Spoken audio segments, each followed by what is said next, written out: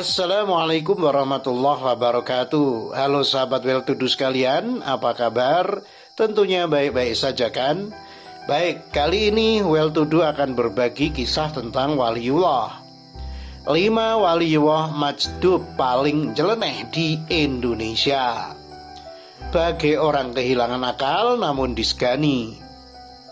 Masyarakat muslim Indonesia meyakini adanya waliullah yang memiliki karomah-karomah tersendiri.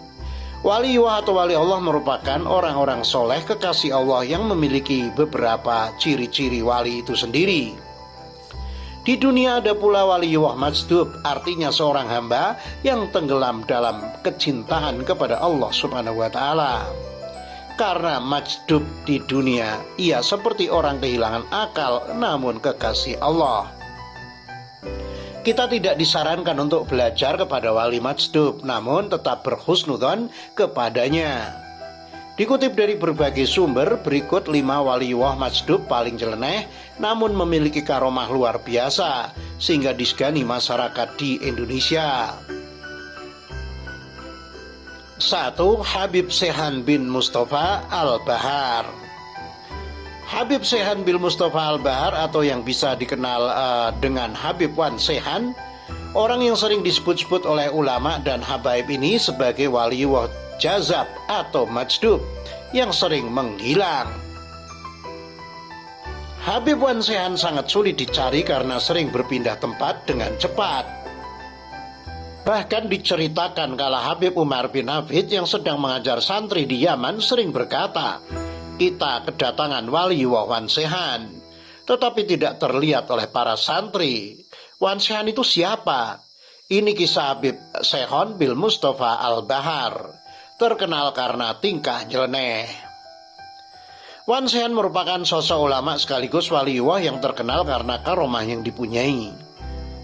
Bagi sebagian orang mungkin masih asing dengan namanya dan bertanya-tanya siapa Wan Seyhan. Mempunyai nama lengkap Habib Seyhan bin Mustafa Al-Bahar. Ia diberikan keistimewaan oleh Allah Subhanahu wa Ta'ala berupa jazab, majdub atau majdub. Jazab adalah istilah yang sering disematkan kepada seseorang yang bertingkah nyeleneh, membuat orang-orang di sekitarnya geleng-geleng kepala. Sedangkan majdub dari segi bahasa adalah tertarik, terhisap atau tenggelam dalam keasikan pada suatu hal. Sedangkan majdub menurut Buya Yahya adalah seorang yang telah diambil oleh Allah dalam kerinduan dan kecintaan.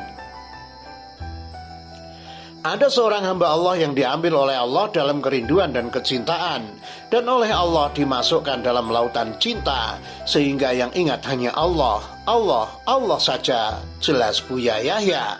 Yang dikutip tim mengerti.id di kanal YouTube Jendela Langit Channel pada 1 Februari 2023. Oleh Allah dimasukkan dalam lautan cintanya hingga yang teringat hanya Allah saja, dan tingkahnya di dunia memang seperti orang gila atau tidak ingat dengan urusan dunia.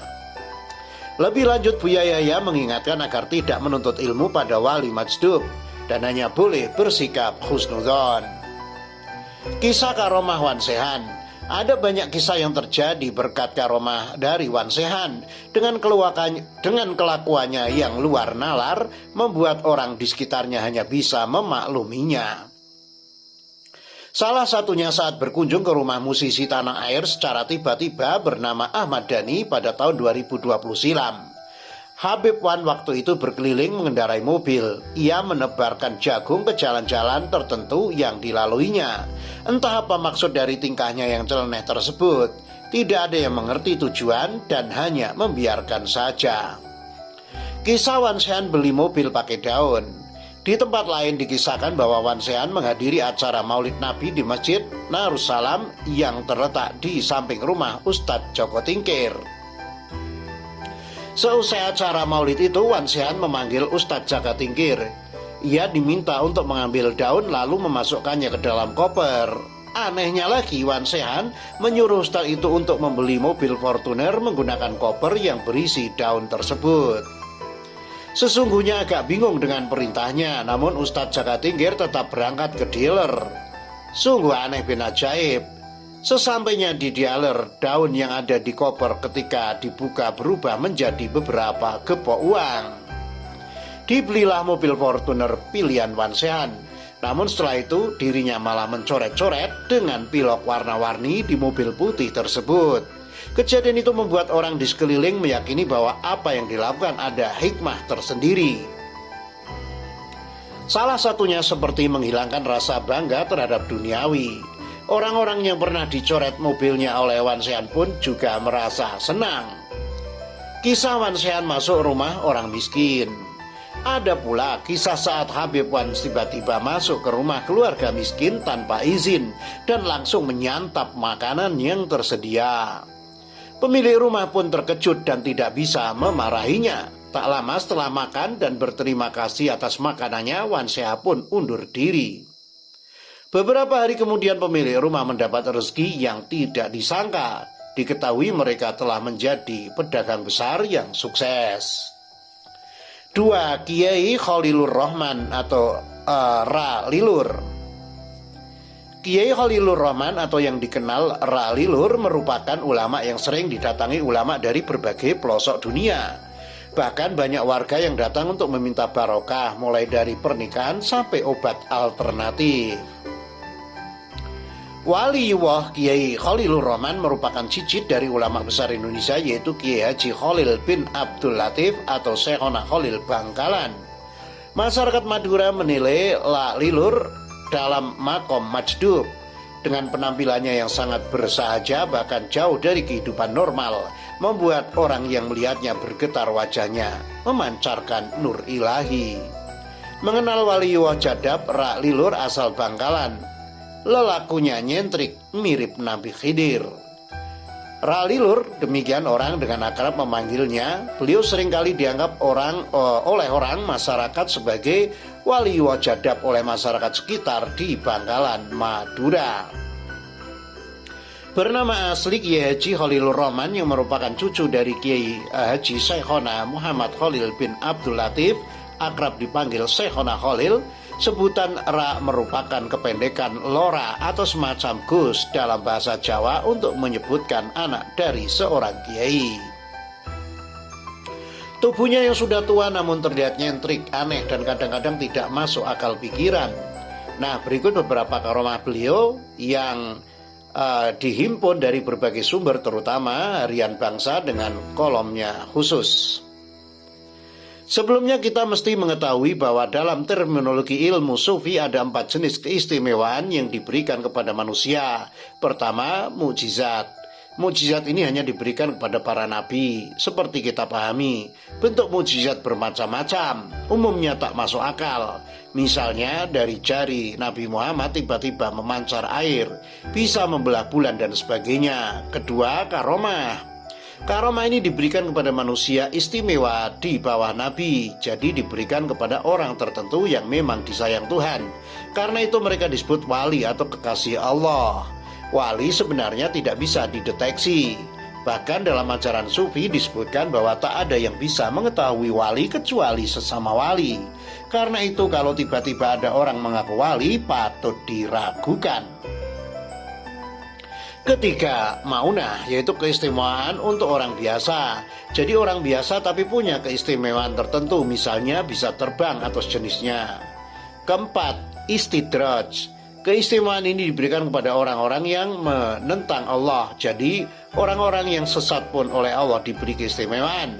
Hanya saja keistimewaan itu hakikatnya sekedar untuk memanjakan mereka, atau melulu bahasa Jawanya. Karena kelak di akhirat ia akan disiksa habis-habisan. Nah, terkait Ra Lilur ini memang wallahu a'lam, namun masyarakat meyakini bahwa beliau menuju proses menjadi wali atau waliullah jadab majdub, suatu tahapan untuk mencapai tingkat karomah atau keistimewaan yang biasanya disebut wali, dengan segala keanehan, gila, dan hal-hal di luar nalar yang lain. Buktinya, ia sudah tak peduli masalah duniawi. Penampilannya yang sangat bersahaja, ia total kepada Allah melalui proses spiritual kontroversial, diantaranya berendam di air laut siang malam. Maka mudah dipahami jika ia memiliki mukasyafah atau kemampuan meneropong masalah yang akan terjadi cukup tinggi. Bahkan untuk melihat peristiwa yang akan terjadi pada masa datang seolah melihat di balik tirai saja. Banyak orang yang antri untuk menemui untuk mendapatkan karomahnya, mulai dari petinggi negeri ini, pejabat, ulama, hingga rakyat biasa. Namun semuanya tidak serta-merta ditemuinya karena sifatnya yang aneh tersebut. Tamunya beragam, tapi jangan kaget kalau tak keesokan atau tidak mau. Beliau tidak mau menemuinya, tegas Kiai Haji Badrus Soleh, salah seorang ulama Bangkalan, bercerita soal penyelean cicit ulama Bangkalan, Kiai Haji Syekhona Muhammad Khalil bin Abdul Latif ini. Beragam sikap nyeleneh diantaranya adalah membakar pondok pesantren, naik mobil tanpa bensin, menyiapkan hidangan makan secepat kilat, berendam di laut, serta memberi pil mencret untuk orang-orang kehilangan sapi, serta beragam lelaku lain yang kadang tidak masuk akal, namun akhirnya terbukti di kemudian hari. 3. Habib Abu Bakar bin Segaf. Habib Abu Bakar bin Segaf merupakan waliullah majdub yang merupakan cucu dari wali kutub Al-Habib Abu Bakar Muhammad As-Segaf. Habib Abu Bakar bin Segaf diberi keistimewaan oleh Allah, yaitu air kencingnya berbau wangi. Dan diceritakan pula bahwa Habib Abu Bakar bin Segaf mengurung diri di kamar selama 15 tahun tanpa makan dan minum. Biografi dan nasab Abu Bakar bin Muhammad As-Segaf asal Gresik. Abu Bakar bin Muhammad Segaf atau juga dikenal sebagai Habib Abu Bakar Gresik adalah seorang tokoh ulama yang menghabiskan masa dakwahnya di Kabupaten Gresik, Jawa Timur. Dalam catatan biografinya, beliau lahir pada 30 Maret 1869 atau bertepatan dengan 16 Zulhijjah 1285 di Besuki, Situbondo. Sejak kecil beliau sudah menjadi yatim. Ayah beliau bernama Al-Habib Muhammad bin Umar As-Segaf. Pada usia 8 tahun, Abu Bakar bin Muhammad As-Segaf atas permintaan nenek dari ayah wanita solehah bernama Afifah Fatimah binti Abdullah Alan sudah pergi ke Hadratul Maut ditemani oleh Al-Mukarram Syekh Muhammad Bazmul untuk menuntut ilmu. Beliau kembali di Indonesia pada tahun 1302 atau pada usia 17 tahun ditemani oleh Al-Habib Alwi bin Segaf As-Segaf, tinggal di Besuki dan akhirnya pindah ke Gresik. Istri beliau bernama Al-Hubabah Syifa binti Abdul Qadir As-Segaf. Beliau menghabiskan waktu dakwahnya di Kabupaten Gresik dan meninggal dunia pada 15 Juli 1957 atau bertepatan pada 17 Zulhijjah 1376. 4. Habib Ja'far Al-Qaf. Waliullah majdub lainnya adalah Habib Ja'far Al-Qaf. Namun nama panjangnya adalah Habib Ja'far bin Muhammad bin Hamid bin Umar Al-Qaf dari Semarang. Kebiasaan Habib Ja'far adalah membuang uang puluhan juta hingga ratusan juta ke laut. Biografi Habib Ja'far bin Muhammad Al-Qaf. Ulama karismatik asal Jawa Tengah, Habib Ja'far bin Muhammad Al-Qaf telah mengembuskan napas terakhirnya pada Jumat sore 1 Januari 2021 di Samarinda, Kalimantan Timur. Profil Habib Ja'far. Ulama dengan nama lengkap Habib Ja'far bin Muhammad bin Hamid bin Umar Al-Qaf tersebut dari kota Semarang, Jawa Tengah. Dirinya dikenal sebagai ulama karismatik. Ia juga disebut sebagai wali Allah yang besar. Makomnya adalah majdub. Habib Ja'far merupakan asli Kudus. Dirinya lahir di kota Kudus, Jawa Tengah. Rumah kediaman orang tuanya di desa Demaan, Kudus, Jawa Tengah. Habib Ja'far dikenal dengan kebiasaannya yang aneh, yaitu membuang uang ke laut dengan jumlah yang tidak sedikit, seperti puluhan juta, ratusan juta, hingga miliaran. Ia dikenal dengan penampilan yang nyentrik dengan rambut gondrong, memakai kemeja, celana bahan, sendal jepit, dan kopiah hitam. Kuku jari tangannya juga dibiarkan panjang. Dirinya merupakan salah satu tokoh yang berpengaruh di kalangan para ulama. Ia dikenal dengan beberapa keajaiban, seperti saat Wakil Presiden Ma'ruf Amin pernah mengunjungi Habib Ja'far saat sedang kunjungan ke Semarang, Jawa Tengah pada masa kampanye Pilpres 2019 lalu. Pada kesempatannya itu, Habib Ja'far mendoakan pasangan Capres dan Capres Joko Widodo Ma'ruf Amin dapat memenangkan pemilihan umum Presiden 2019 dan melanjutkan kepemimpinan nasional selama 5 tahun ke depan. Kini sosok ulama karismatik tersebut telah meninggal dunia. Dirinya dikabarkan wafat pada Jumat sore 1 Januari 2021. Jenazah Habib Ja'far tersebut diterbangkan dari Rumah Sakit Tentara Samarinda, Kalimantan Timur ke Semarang, Jawa Tengah untuk dimakamkan di Kudus, Jawa Tengah. Sebelumnya kabar wafatnya Habib Ja'far disampaikan oleh akun Instagram @ulama_galeri. Telah pulang ke Rahmatullah Habib Ja'far Al-Qaf, kami atas nama Khodim Ulama Galeri mengucapkan bela sungkawa sedalam-dalamnya.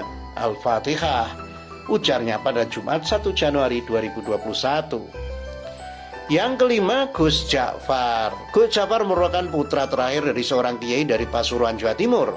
Penampilan Gus Ja'far yang tidak biasa, yaitu rambut gondrong dan sedikit acak-acakan, tidak mengurangi rasa hormat para warga yang mengenalnya. Masyarakat menilai Gus Ja'far adalah seorang waliullah majdub dengan segala keistimewaannya. 7 fakta menarik tentang Gus Ja'far. Sosok penuh kontroversi yang akrab disapa Gus Ja'far selalu mengundang perhatian. Lelaki yang bisa nongkrong di sekitar lapangan Gayam, Kecamatan Gondang Wetan, Kabupaten Pasuruan ini dianggap memiliki banyak kelebihan. Namun tak sedikit pula yang menganggapnya sebagai orang aneh. Dilansir dari Warta Bromo, berikut kami sajikan 7 fakta menarik tentang Gus Ja'far. 1. Gayanya nyeleneh. Gaya tampilan Gus Ja'far selalu terkesan nyentrik, tak seperti layaknya Gus. Pada umumnya, gayanya nyeleneh, berambut gondrong bak seorang rocker, dan selalu mengenakan celana pendek. Favoritnya, Gus Ja'far jarang memakai baju, namun sesekali terlihat memakai kaos tak berlengan. 2. Video tentang Gus Ja'far selalu viral. Video-video mengenai keseharian dan kegiatan Gus Ja'far selalu ditonton banyak orang. Sebuah channel YouTube bernama Sabdo Palon yang konsisten mengunggah keseharian Gus Ja'far kini memiliki hampir 80.000 subscriber.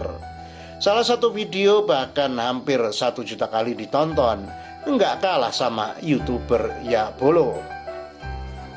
3. Gus Ja'far anak terakhir dari kiai pemilik sebuah pondok pesantren di Gondang Wetan.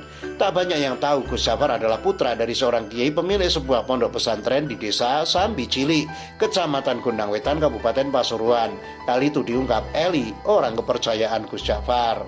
Gus Ja'far sebenarnya adalah anak terakhir kiai pemilik pondok pesantren di Sambi Cili, ungkap Eli kepada Warta Bromo beberapa waktu lalu. Sayangnya ia tak menjelaskan secara detail tentang identitas pondok tersebut. 4. Hobi menggelar orkes atau konser dangdut dan plesiran. Gus Ja'far beberapa bulan lalu menggelar konser dangdut atau orkes. Hebatnya, ia menggelar orkes dangdut 4 panggung secara bersamaan dalam satu lapangan. Tak hanya sekali, Gus Ja'far sering menggelar konser untuk hiburan rakyat seperti bermain gitar 5 jam non-stop. Pria yang dianggap memiliki ilmu tinggi itu juga punya hobi plesiran ke berbagai tempat seperti Bali, Jakarta hingga Malaysia dengan membawa satu rombongan ratusan orang secara gratis. 5. Semakin mendapat cibiran, Gus Ja'far malah semakin senang.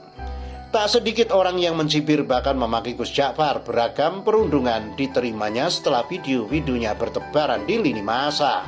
Seperti yang ditulis sebuah akun yang menyampaikan ketidaksukaannya terhadap sosok fenomenal itu. Seorang Gus bukannya menyelenggarakan acara pengajian, tapi malah mengundang orkes, tulisnya. Namun Eli mengatakan Gus Ja'far akan semakin senang jika semakin mendapat cibiran. 6. Disegani masyarakat. Melihat sosoknya yang nyeleneh, masyarakat sekitar bukannya menjauhi, mereka malah segan dengan sosoknya. Anak-anak suka bergaul dengan Gus Ja'far.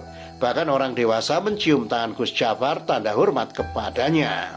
7. Kemanapun pergi selalu mengendarai motor butut kesayangannya. Sosoknya yang sederhana tampak dari penampilan keseharian serta kendaraannya. Walaupun putra seorang kiai terkenal, Gus Ja'far lebih suka naik motor butut tua yang ia modifikasi. Kemanapun ia pergi, motor butut itulah yang selalu menemani.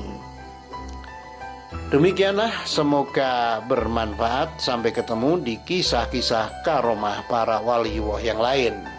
Wassalamualaikum warahmatullahi wabarakatuh.